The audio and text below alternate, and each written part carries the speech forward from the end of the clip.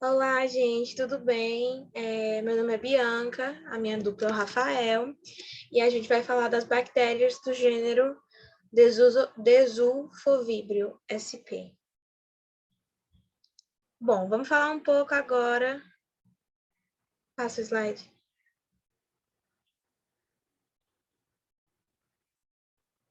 Bom, vamos falar um pouco agora sobre esse gênero. Ele é o mais estudado devido principalmente à sua ampla distribuição geográfica e à facilidade de cultivos laboratoriais. Ele é comumente encontrado em habitats aquáticos ou em solos encharcados, contendo matéria orgânica em abundância e concentrações suficientes de sulfato. Essas bactérias, elas são predominantemente gram-negativas. Elas possuem morfologia de bacilos curvos e flagelação polar. Não possuem esporos, são usualmente mesófilas, porém há espécies termófilas, ou seja, elas conseguem se reproduzir e sobreviver em altas temperaturas. Elas possuem a desulfoviridina, que é uma proteína que assume um papel importantíssimo no mecanismo de redução do sulfito. Outras bactérias redutoras de sulfato, o desulfovíbrio, foi muito tempo considerado obrigatoriamente anaeróbico. Isso não é estritamente correto. Embora o crescimento possa ser limitado, essas bactérias elas podem sobreviver também em ambientes ricos em oxigênio. Esses tipos de bactérias eles são conhecidos como aerotolerantes. Algumas espécies dessa bactéria, nos últimos anos, demonstraram ter um alto potencial de biorremediação para radionucleotídeos tóxicos, como o urânio, por um processo de bioacumulação redutiva. Bom, já o enxofre. Passa. Há milhões de anos, o enxofre presente na superfície da Terra está disponível na biosfera em forma oxidada, como sulfato e óxidos de enxofre no solo, rochas, rios e mares. Biologicamente, para a incorporação das diferentes formas de enxofre em material celular, ele deve ser reduzido. A redução do sulfato, assim como a fixação do nitrogênio e a produção de oxigênio biologicamente, são considerados processos indispensáveis para a vida no planeta. Sabe-se que os animais eles não têm essa capacidade de conduzir a reação de conversão de sulfatos em sulfetos. Sendo assim, esse papel depende das plantas e dos micro-organismos para o seu suprimento de enxofre reduzido. A redução do sulfato inorgânico a sulfeto, orgânico ou inorgânico, e a subsequente oxidação desse sulfeto a sulfato, ela é conhecida como ciclo do enxofre. Este ciclo ele é constituído por uma parte assimilativa e uma desassimilativa, que é que a gente vai ver posteriormente.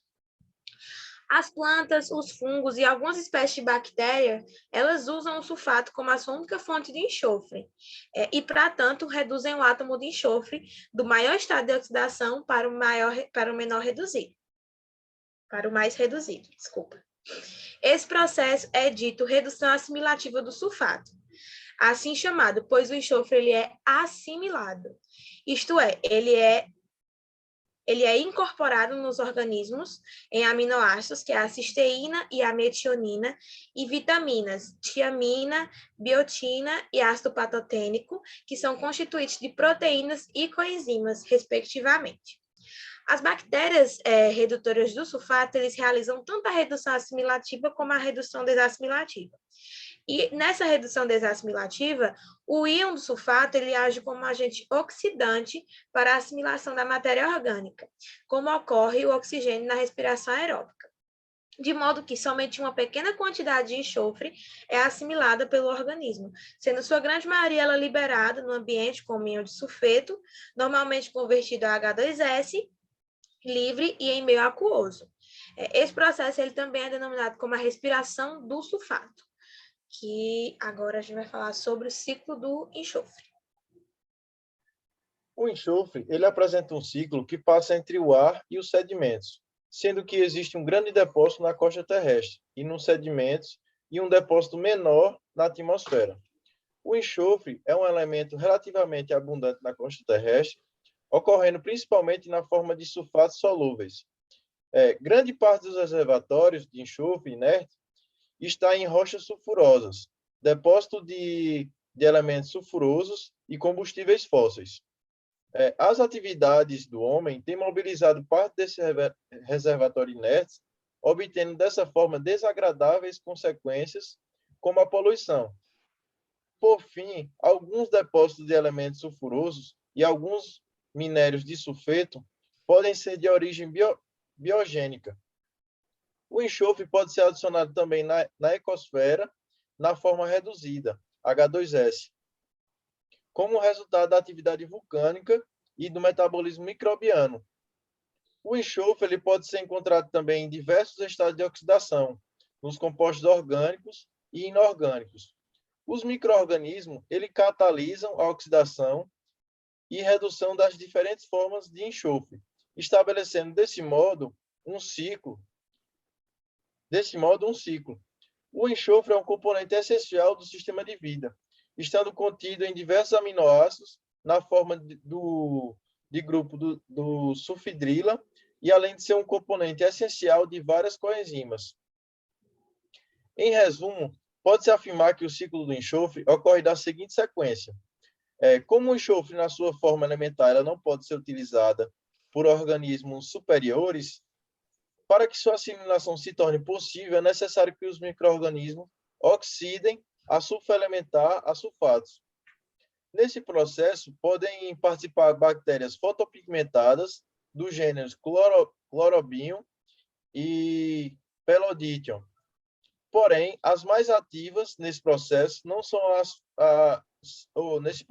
as não fotopigmentadas, em especial as dos gêneros Thiobacillus, que podem gerar ácido sulfúrico durante o processo. Sulfato gerado pode ser assimilado diretamente por vegetais, algas e diversos organismos heterotróficos, sendo incorporados aminoácidos enxofrados. O mesmo sulfato também pode ser dissimilado formando H2S. A etapa na qual participam as bactérias do gênero Desulfovibrium chama-se de resolução disseminatória do sulfato. Neste processo, o íon sulfato atua como agente oxidante para a dissimilação da matéria orgânica, assim como o oxigênio na respiração convencional. As bactérias redutoras de sulfato, elas utilizam o íon, que são reduzidos a sulfeto de hidrogênio. Seu papel no ciclo do enxofre pode ser comparado ao papel das bactérias redutoras de nitrato no ciclo do nitrogênio. Além das bactérias Desulfovibrium, outras bactérias anaeróbicas restritas e morfologicamente diversificadas participam do processo, como as Desulfomaculum e Desulfobulbus, que são as mais conhecidas. E é isso. Aqui estão as nossas referências e muito obrigada. Obrigado.